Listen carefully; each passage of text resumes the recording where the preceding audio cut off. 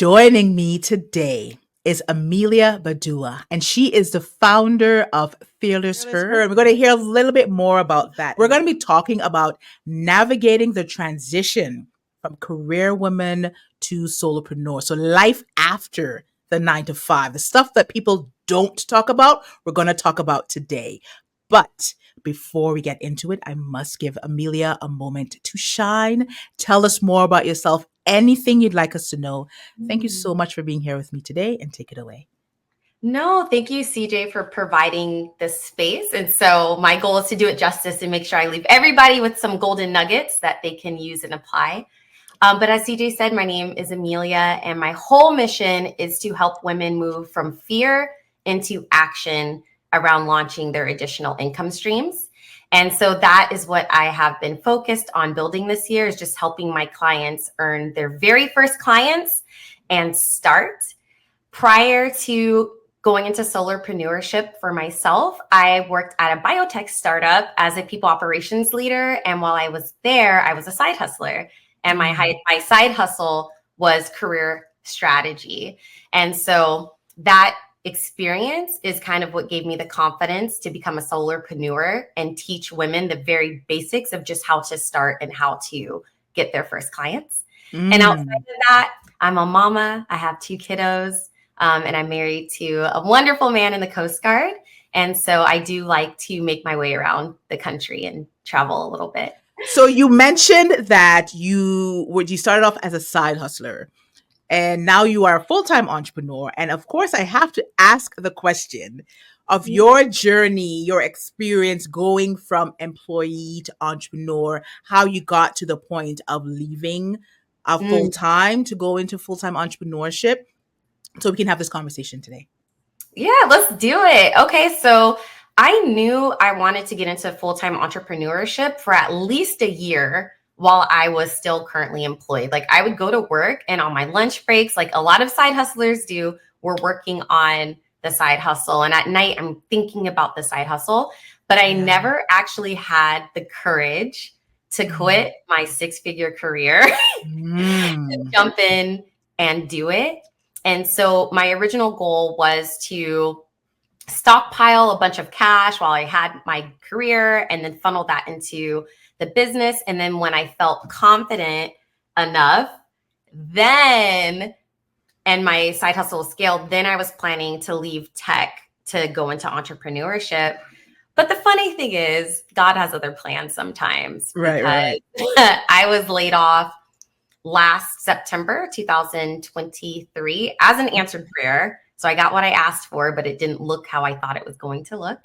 And so once I was laid off, I was like, I can either go look for another job in tech, because that is the industry that's going to pay me what I want, and I like startup culture, or I can finally bet on myself and just go all the way in. And so I said, I'm just going to go all the way in and do it. And so that is how I started my entrepreneurial journey. Sounds like that was a little bit of my story too, where I was at the 9 to 5, knew I didn't want to be there. I knew I wasn't a lifer, quote unquote. But still, it's like something always came up, right? I bought a house, and I went on a big trip, and then I got a car, and I'm like, the stability is here, and I can't leave that behind. And 5 years later, I was like, honestly, and I started to tell people like, okay, this is my last year here. Kind of manifested my layoff, started doing all the things, planting the seed, if you will, and the universe was like, all right, fine, here you go. First juicy thing I want to say. That first day after I realized I didn't have to get up and go to work, that I was in full control of my time, I remember I had a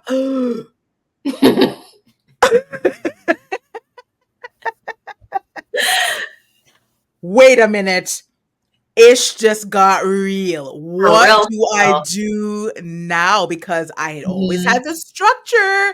I started work at 8:30, and I worked for however long. I had my morning break, and then I worked for however long. Then I had my lunch and blah, blah, blah. And I'm like, whoa, I am in full control of my time. This is weird. And then it got really lonely because I was working from Mhm. home, of course. Mhm. And I feel like these are the things that are left out when talking about going from employee to entrepreneur and, pursuing entrepreneurship and blah, blah, blah. And it's going to be Mhm. amazing. And before we even started recording, we said, we're going to talk about this stuff. So No. tell me about your experience when like reality set in, like, wait a minute, hold on a second. Did you have that moment? Oh, yes, girl. Yes. So first, when it comes to like the schedule, I had already wrote out while I had a job, right? I'm talking about, I fantasized about this so much. I wrote on a sticky note, I am my boss, I answer to me. And I wrote out a schedule of what my life would be like when I worked for Okay. myself. Yeah. But that schedule was based on what I saw like 7-figure business coaches preaching, like waking up at like 5 o'clock in the morning. No, I realized very quickly that is not for me. I'm not doing any of those ice baths. I'm not waking up at 3 or 4 in the morning. um, so I started realizing pretty quickly, like, ooh, there isn't a blueprint for me to follow here. I have to figure this out myself. So I need to figure out a sustainable schedule for myself, and how am I going to measure my own productivity? Like how, so that's where Mm. the reality kind of set is like, wow, you really are your own boss now. Like you don't have anyone to go to for accountability in that kind of way, unless you hire a coach, of course. Mm. And so that part was kind of like, okay, I have to make my own decisions and be confident in the decisions that I make. I have to fully accept the failure. I can't be like, well, this would have worked if this person did their job. Like, no, it's all on me. Yeah. And so it's been a process to work through for sure. Like I mentioned, it was lonely. And I realized very early on, and I'm always saying it takes a village. Mm-hmm. So I remember one of like, she's now a business bestie. But when she first reached out, because we live close to one another, and she had finally left her 9 to 5 not too long Okay. before, and she messaged me and she's like, hey, do you want to like meet up, and no, maybe we can do this day at this time. I'm like, yes, and we can make it weekly and we can do this. And she was Yeah. like, okay, this is exactly what I was looking for. Did you get that like lonely feeling, or was it you're just like, I love this, I don't have to deal with coworkers anymore? Oh, no, no, no, no. I mean, first of all, there was a layoff, right? And that was Mhm. very hurtful, extremely Mm. hurtful. And I've been very open and transparent about going from being a career coach to being laid off and figuring myself out. So that was in and of itself something that kind of felt isolating and lonely when, you have most of your world is still within that world. Yeah. And then to go into entrepreneurship and not having too many people that doing entrepreneurship made it kind of tougher too. Yes. And I really think that's what fueled me to create the FearlessHER Collective in the first place, because I needed a community for myself. And Yes. so I was like, I'm going to create the very thing that I feel like I need. And I was very intentional about forming connections and forming my own community of peer-to-peer people who are a few steps ahead of me. So that way, when I have days where I'm like, oh, I thought this would work, this isn't working, I have people I can brainstorm off of. I can pour into people, they can pour into me. And then out of that overflow, I can pour into the girls that I lead inside of the collective, or that I'm leading in like one-to-one strategy sessions. So having Yeah. a community is very important in the entrepreneurship space. Yeah, yeah. And especially like you mentioned, being laid off and not having other entrepreneurs in your immediate circle, it's really weird to like navigate, because now you have to find your people. You've created that space where you created a space for yourself. Shh, we won't tell anyone, but it's just you want to be able to support them. And Right. I remember like I started networking, like Mhm. going to the events, meeting the other women entrepreneurs, seeing who I liked and who I didn't like, and who I wanted to connect with in that way. And that made such a huge difference in that first year after going from full-time employee, being at a company for like 12 years, where I saw more or less, it's over the years, of course, some faces change, but saw the Mhm. same people, part of the same environment, to going to my family. There are no entrepreneurs in my family. Everyone does the 9 to 5 thing. And Right. you have to be able to create your own community. So when you let's keep it real. Yeah. Just get down to the real stuff Let's here. do it. I wish I had some tea. Okay. So when you show up online, this is one of Mhm. the things why I was drawn to you. You show up online, you know your stuff, you're really good, you're very transparent, you're candid when you share. And of course, me looking at you, and I'm sure I get it too. But they're like, wow, CJ's got it all together, and CJ's always showing up, and I get that. I hear that, CJ. Wow, you're doing such a good job. I see you everywhere, and I'm like, yeah, thanks. I'm like, what was Yeah. happening behind the scenes? But Woo. what I really enjoy about your content is, like myself, I will say, listen, I'm struggling right now. So do you have any tips for someone who is probably on the bridge to cross over from Mhm. full-time employee to full-time Okay. entrepreneur, of like Mhm. just dealing with the imposter syndrome, or that little voice in your head that kind of be able to show up and share Mhm. the way that you do? Yeah, that's so interesting. I think the biggest thing for me was fear. And I think that's what it really boils down to is if people are feeling like they're an imposter in some kind of ways because there's a fear embedded underneath there. Right. Mm. So I think it's understanding what the fear is saying to you. Now, for me, I've come to learn that if I'm feeling that fear, that means that it's a growth opportunity. So for me, I'm running towards it, even if it's uncomfortable, right? I'm running towards that direction because I'm like, okay, it's not going to kill me. It's not. And so if I share something online, I may get a comment that I don't like, but at the end of the day, I can delete it. I don't know this Mm. person and go to sleep. So I think we have to understand when that feeling is coming up and understand why, but then also be able to rewrite it. So if you feel Okay. like you don't want to show up, because for me, it was like, okay, I don't want to create this collective because what if nobody joins it?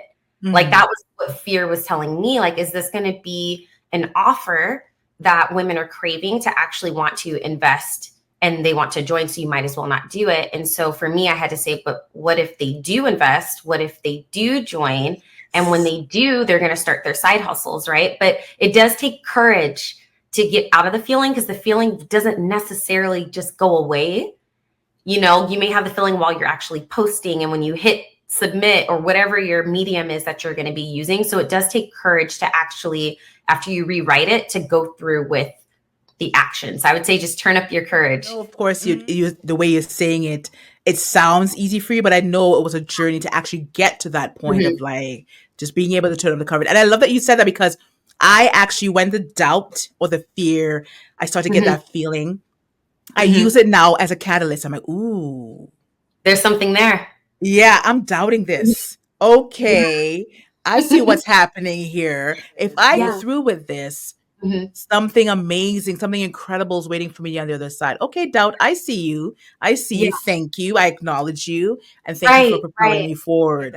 And one of the things I always say to my clients is, instead of saying, oh, what's the worst thing that can happen? You switch that to, what is the best thing that will Right. happen when I do this? So it's not Right. just about like, right? It's not just about like, oh, well, what's the worst thing that can happen? Like maybe like a couple people join my collective. But what's the best thing that will happen? It's like 100 women are waiting at the door to come in and be a part of your community. So that little Right. switch I find always helps with finding and building and always being able to tap into that courage. Now, I was yes. gonna say, I think because you said earlier, like I make it sound easy. I think part of it too, in addition to having that whole courage perspective, is really being anchored in your mission and in your vision and understanding, is it big enough for you to go through with it? Like, is it Mm, worth it enough? Because like I said, there is a cost that we all pay in this entrepreneurship game, right? And part of that yeah. cost is being afraid and still having to do it. And so it's looking at the grand scheme of things to see, is that cost worth what's waiting on the other side?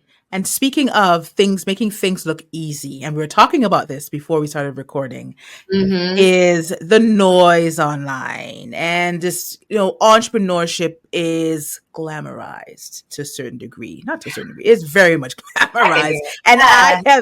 I have vented about it on the podcast before. Like, because now, and I'm sure you see it with the women that you work with, I see it with my clients, is there's comparisonitis. They don't have the tools, they don't have the resources. They feel like, well, this worked for this person, so this is what I should be doing in order to be successful.